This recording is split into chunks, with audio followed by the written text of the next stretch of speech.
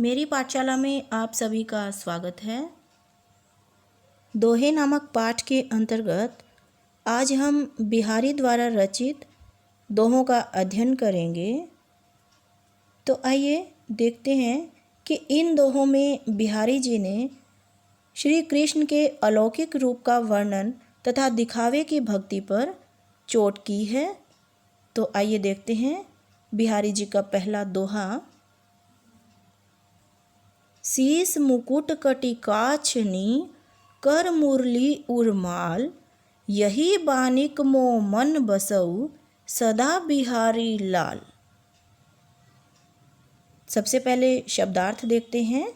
शीस यानी सिर, कटी कमर, काछनी काले धागे में पिरोए हुए मोती यानी जिसे हम तगड़ी कहते हैं, उर हृदय, माल यानी माला, और बानिक यानी रूप, और लाल श्री कृष्ण। तो आइए देखते हैं, भाव स्पष्ट करते हैं। अब श्री कृष्ण के रूप सौंदर्य पर मुग्ध कवि बिहारी कहते हैं कि श्री कृष्ण के सिर पर मुकुट, कमर में काले धागे में बंधी मोतियों से बनी हुई तगड़ी, हाथ में मुरली और हृदय पर माला सुशोभित हो रही है। कवि चाहते हैं कि श्री कृष्ण इसी मनोहारी रूप में उनके हृदय में हमेशा बसे रहें। अर्थात कवि भगवान श्री कृष्ण के रूप सौंदर्य पर पूरी तरह से मुग्ध है और वे उनके रूप को हमेशा अपने मन में इसी प्रकार बसाए रखना चाहते हैं। आइए दूसरा दोहा देखते हैं। सोहत ओढ़े पीत पट श्याम सलोने गात, मनो नीलमणि शैल पर आतप पर्यो प्रभात। एक बार फिर से हम शब्दार्थ देखते हैं। सोहत यानी सुशोभित होना, पीत पट, पीत यानी पीला, पट मीन्स वस्त्र, श्याम श्री कृष्ण, गात यानी शरीर, शैल पर्वत, आतप धूप, और प्रभात क्या होता है? सवेरा। अब देखिए, पहले दोहे में हमने श्री कृष्ण के बाल रूप का यहाँ पर उनका वर्णन जो कवि ने किया था। अब यहाँ पर देखिए, श्री कृष्ण के रूप सौंदर्य का वर्णन करते हुए बिहारी जी कहते हैं कि पीले वस्त्र धारण किए हुए श्री कृष्ण के रूप सौंदर्य को देखकर कवि बिहारी जी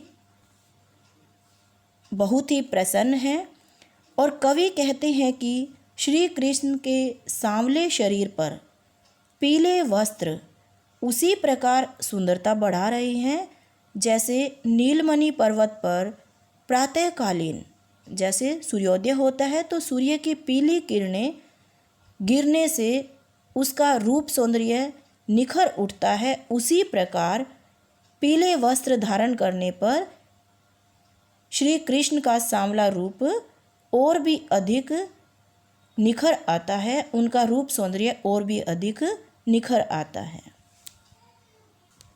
अगला व अंतिम दोहा देखते हैं। जप माला छापई तिलक सरई न एकौ काम, मन काचे नाचई वृथा साचई राचे रामू। अब पहले शब्दार्थ देख लेते हैं।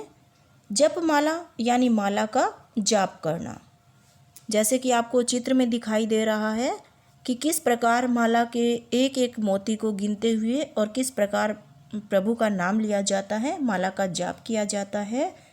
और सरई यानी पूरा होना, एकौ एक भी, और वृथा यानी व्यर्थ में। अब देखिए कि अंतिम दोहे में कवि बिहारी जी ने क्या कहा है कि दिखावे की भक्ति पर व्यंग्य करते हुए उन्होंने कहा है कि हाथ में जपमाला लेकर राम राम का जाप करने और राम के नाम के वस्त्र ओढ़ने से, यानी राम नामी वस्त्र, यानी राम का नाम लिखा हुआ वस्त्र धारण करने से और तिलक लगाने से एक भी काम सफल नहीं होता।